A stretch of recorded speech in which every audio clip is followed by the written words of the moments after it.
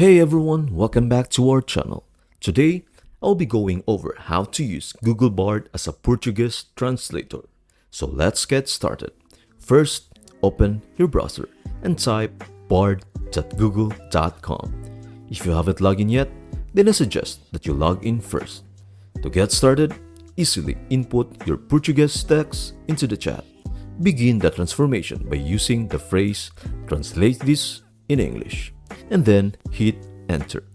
Observe the swift and accurate English translation expertly crafted by Google Bard, revealing the hidden essence within the Portuguese words. However, the exploration of language doesn't conclude there. Should your curiosity prompt you to uncover the Portuguese translation of an English phrase, the process maintains its graceful consistency.